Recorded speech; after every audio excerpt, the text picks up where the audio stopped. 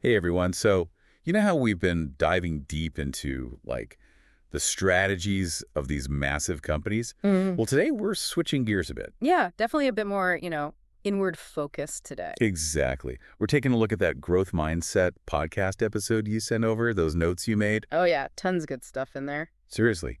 8 habits they talk about, Yeah. Sarah and Michael, for constant self-improvement. I mean, who doesn't want that, right? Right. And it's funny, looking at your notes, it's like you already really connected with a few of these, even just instinctively. Oh, you know me too well.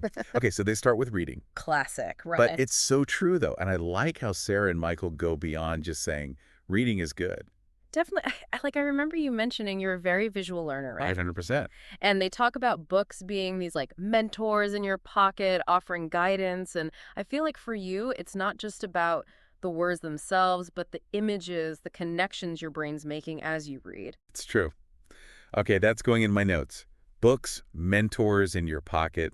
Love it. Got to visualize those mentors. Exactly. Okay, but speaking of things I love, podcasts. Meta, very meta. I know, right? We're doing it. But I love how Sarah and Michael talk about how podcasts are almost like incidental learning. It's those times when you're walking the dog, maybe commuting, even doing dishes. And suddenly, bam, you're learning about history or philosophy. Yes, or in our case, personal growth. But I will say, sometimes I catch myself, my mind wanders back to my to-do list. Any tips from them on staying focused? Oh, for sure. They actually address that. It's not just about having it on in the background. It's about choosing podcasts that align with what you want to be learning. Like you've Yeah. mastered the incidental part. Now it's that extra layer of being intentional about it. Okay, noted. No more true crime podcasts while I'm trying to chill out. But speaking of being intentional, their next habit really hit home for me. Taking new courses. Which makes total sense. You're all about that lifelong learning. Always learning. And they mentioned Coursera, Udemy, all these platforms that have made learning so accessible these days. Seriously. The possibilities are endless. And it's not just about, like, padding your resume.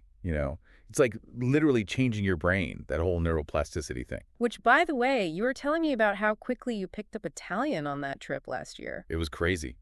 I was speaking, fluent Italian by the end of it. That's neuroplasticity in action. Your brain was forming new connections with each new word, each grammar rule. So cool. Learning a language, it's like brain yoga. I'm never going to look at Duolingo the same way again. Right. Okay, but we can't forget about the passions we already have. Sarah and Michael had some interesting thoughts on that too. They did, and they were adamant about it not just being some fluffy extra. They said something like, it's not just about becoming better at those things, it's about nourishing your soul. So true. So true. It's about that feeling you get when you're in the zone, totally immersed. Exactly. And that feeling, that's actually a real thing. It's called flow state. Remember those times when you're so into something, could be anything, writing, painting, that hours just fly by? Oh, yeah, for sure. I get that when I'm editing photos. Yeah, Time just disappears. that's flow state. Wow, I never knew there was a term for it. And what's fascinating is that it's not just about enjoyment. Flow state is linked to better creativity, more productivity. Rebecca, superpower. Yeah. Okay, I am sold. Rediscovering old passions just shot to the top of my priority list. Right. It's so important. It is.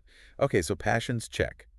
What else do those wise podcasting gurus have to say about leveling up our lives? Well, buckle up because this next one might be a little less fun at first glance.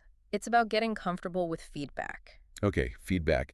I'll be honest, not always my favorite thing. I hear you. It can be tough. It's like you're holding up this mirror, and you don't always love what you see. Right, but Sarah and Michael, they made a really good point. It's not just about getting feedback from, like, anyone. It's about finding those people, the ones who are actually going to be both supportive but also honest. The ones who you know have your best interests at heart. Exactly. They want to see you grow, but they're not afraid to, like, tell you the truth, even when it's a little tough to hear. Yeah, it's like that friend who tells you you've got something in your teeth, right? Yes. Embarrassing in the moment, but you're glad they told you. 100%. And you actually underline this in your notes, that, quote, feedback is a gift.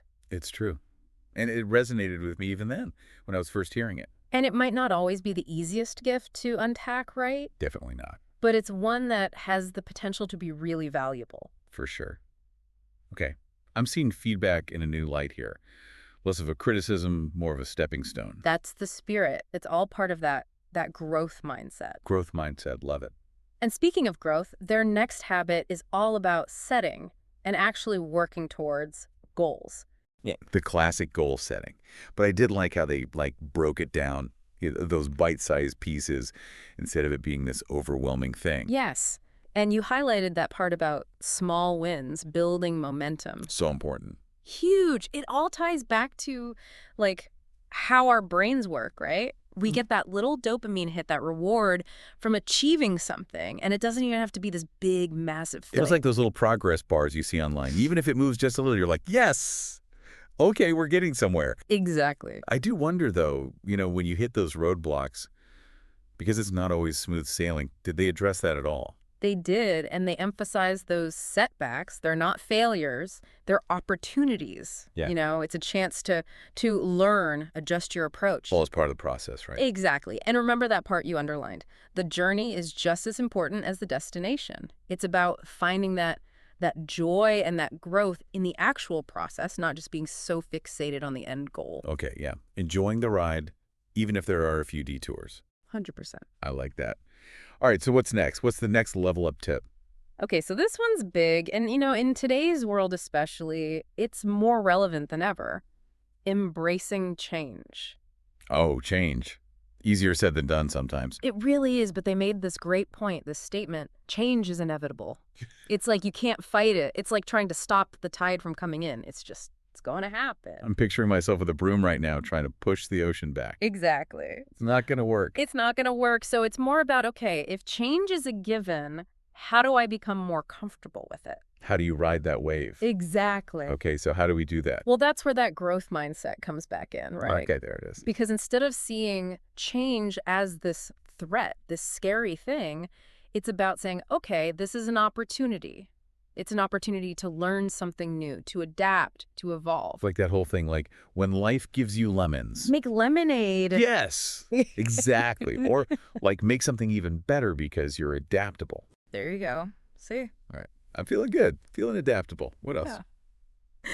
All right. So their final habit for this whole constant self-improvement journey actually kind of made me think of a question I had for you based on some of the things you've shared. Oh, a question about me. Okay. You've got me intrigued. Lay it on me. Well, this last habit, it's all about community, right? Mm-hmm. Getting involved. And I know we've talked about this a little. You're a bit more on the introverted side. I can't deny it. So did this one resonate, or was it more like, ooh, that's a little out of my comfort zone? I mean, my instinct is definitely more like cozy up with a good book than, hit up a networking event. Right. But I did like how Sarah and Michael talked about not needing to be about like schmoozing or whatever. Yeah. It's more about that feeling of like belonging, For sure. shared purpose. And honestly, even us introverts, we need that. We do. We're human. And they made that point about it being like a two-way street, too. Oh, yeah. Giving and receiving support. Exactly. And that actually reminded me of, you mentioned that mentorship program you're part of. Oh, like, yeah. You're gaining new skills, but you're also sharing your expertise. That's so true. Yeah. I hadn't even thought about it that way. But yeah, it really has become a kind of community for me. We're all learning from each other. We celebrate our wins together. We even, vent sometimes about the frustrations, which, let's be real, is part of the process, right? 100%. And that's something they talked about, too. Community, it's not always like sunshine and rainbows. Right. It's about knowing you've got that support system, especially when things get tough. And let's face it, they will. For sure. It's like having that safety net. Yes. While you're like walking the tightrope of growth and change, someone to catch you if or when you stumble. Speaking of stumbling, I'm curious, out of these 8 habits, anything stand out to you as particularly relevant or maybe even surprising?